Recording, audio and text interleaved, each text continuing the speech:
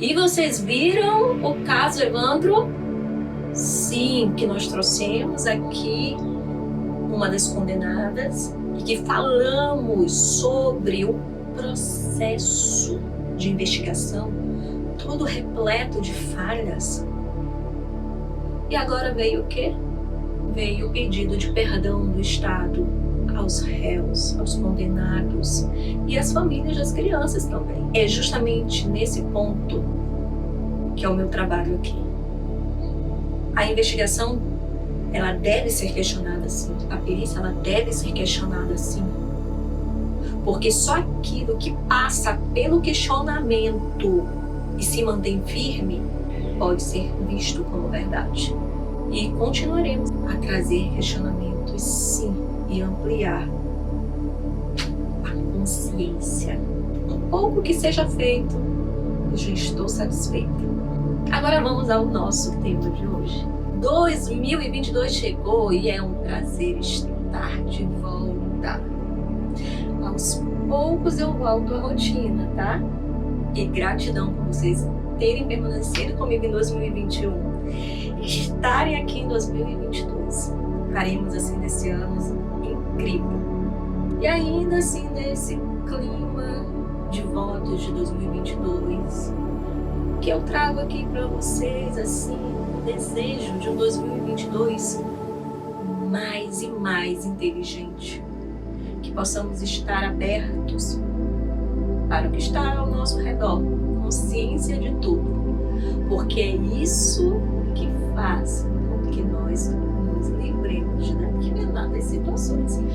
E é por isso que eu estou aqui, para ampliar essa consciência. Espero que eu esteja ajudando um pouquinho. Aí eu estou com a minha missão feita. Agora voltar aqui ao tema, que tem tudo a ver com isso. Esse tema de hoje é um caso dos Estados Unidos que envolve um brasileiro. E se a polícia do Brasil tivesse sido eficiente, ele não teria cometido os crimes que ele cometeu nos Estados Unidos. Meu povo, é aquela coisa. Branco, rico, classe média, né? Piloto. Vocês vão entender o caso. Mas antes disso, já dá sim o teu like. Segue se não está me seguindo, ativa as notificações. Se não está aparecendo para você, desfaz tudo e refaz. Afinal, formação e conhecimento vale ouro. Então vamos a esse caso. Dia 18 de novembro de 1996, o piloto Roberto Fernandes, a esposa dele. Como que isso aconteceu? Segundo ele, legítima defesa. Mas agora nós sabemos que a probabilidade de ter sido um feminicídio é muito maior.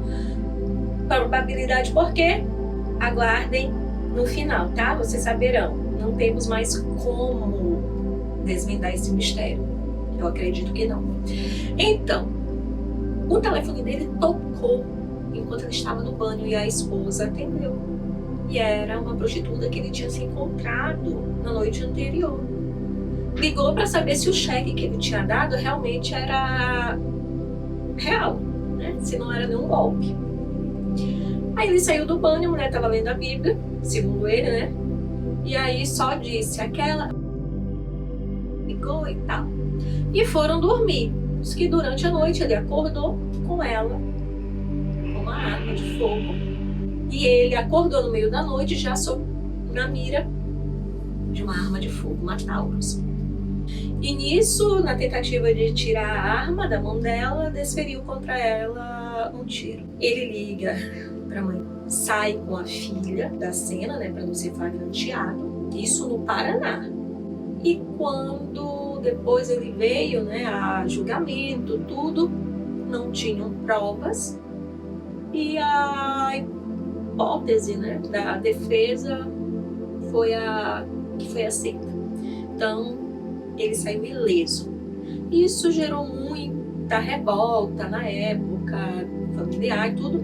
E como foi um caso que parece que foi midiático e tudo mais, ele saiu do Brasil. Ele já fazia viagens para Miami. E lá ele começou a trabalhar como motorista turístico e comissário de bordo. E lá crimes começaram a acontecer. 3 prostitutas mortas e que não se tinha nenhum sinal do suspeito. Se encontravam os vestígios nelas, né, de DNA, encontrava-se também impressões digitais, só que não tinham com quem comparar. Faziam a busca no banco de dados deles e não encontravam, não dava match. Óbvio, ele não era cidadão americano. Quais foram as vítimas dele? No dia 28 de novembro, a prostituta que ligou para o telefone dele, a esposa atendeu, ela foi à delegacia porque viu na TV, reconheceu ele e foi lá falar que ele tinha espancado durante um encontro no motel. Quase que ela foi afogada por ele na banheira. E ela só sobreviveu porque ela conseguiu sair do quarto nua. Aí ele se acalmou, pediu para ela se vestir e saíram. E ela não fez nenhuma denúncia lá na recepção porque ela ficou realmente com medo de ser morta. Óbvio que no tribunal, o depoimento dela, por ser uma garota de programa, foi desqualificado. E aí o que aconteceu? A hipótese de legítima defesa venceu, né? De 1996 a 1999, Roberto fazia viagens contínuas para Miami. E lá ele começa a trabalhar como motorista de turismo e comissário de bordo. Em 2000, começa uma sequência de mortes sem solução. Em junho e em agosto. Em junho, se tem uma vítima de nome Kimberly, 35 anos, encontrada dentro de uma mala. Em agosto, 2 vítimas. Cia Damas, 21 anos, encontrada dentro de uma grande mochila. As 2, Kimberly e Cia, encontradas espancadas. Então a gente já vê, né, um modus operandi. A primeira prostituta que nós contamos aqui, que reconheceu ele, prostituta, ele também espancou. Quem sabe ele não seria uma vítima também, né, fatal. 30 de agosto, no período aí, né, bem pequeno, mais outra vítima na Baía de Biscay, em Miami. Jessica Gu, 24 anos. Ela já foi encontrada com facadas, muitas facadas pelo corpo. Só o que acontece? Essa última vítima contou ao namorado que ela ia fazer um programa com um homem hispânico. E isso saiu na mídia. Por conta disso, ele fugiu de lá. 1º de setembro, voltou para o Brasil. 1º de setembro de 2001, ele volta para o Brasil. Aqui ele fica. Em 2003, começam a surgir denúncias contra ele de agressões e estupro.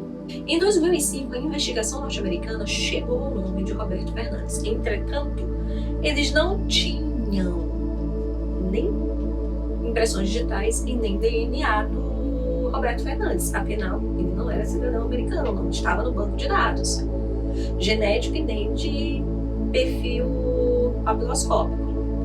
O que eles fazem? Eles solicitam no Brasil. Então a polícia paranaense já tinha as impressões dele coletadas por conta do caso da morte da esposa dele.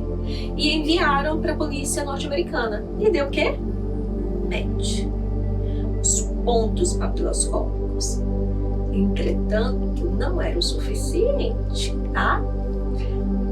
Por isso que eu digo, quando se faz uma investigação séria, quanto mais provas se tem, melhor. Não se fica fundamentado em uma só prova, tá? Agora, claro, se essa prova única for realmente robusta e não tiver indícios do contrário, beleza. Não como aconteceu aí no caso Yara, tá? E te lembrando que os erros da investigação já estão lá no canal de membros, tá bom? No dia 13 de dezembro de 2005, o Roberto Fernandes fazia uma viagem para o Paraguai como piloto e o avião caiu. Caiu na fronteira com a Argentina e veio a falecer. O tempo passou e somente em 2020, 2021, que se conseguiu a exumação do corpo do Roberto, para que a polícia norte-americana pudesse comparar o perfil genético. E aconteceu o quê? Match. As sequências genéticas de comparação eram positivas. E sim, ele era o assassino das 3 garotas de programa lá em Miami. 30 de agosto de 2021, o caso é fechado, solucionado. Enfim, os investigadores de lá acreditam que ele possa ter feito mais vítimas. Mas aí, no caso, vítimas que não foram encontradas pela polícia. Porque eu acredito que todas as que foram encontradas pela polícia e que não tenha réu, não tenha tido condenação, já tenha passado pelo processo de comparação com o DNA dele. Eu acho. Pelo menos é pra ser. Acredito que sim. No Brasil, eu duvidaria que isso aconteceria. Mas lá... E assim terminamos mais um caso. E que sim, a nossa prova científica, ela foi fundamental. Mas lembrando, sempre tem que ser usada com muita robustez, inteligência e cercada com todos os parâmetros confiáveis. E lógico que uma investigação bem feita. Quando a perícia está junto com a investigação, todos ganham. E eu te aguardo no próximo vídeo e conversaremos um pouco sobre essas lesões lá no canal do Telegram. Te aguardo. Até o próximo vídeo.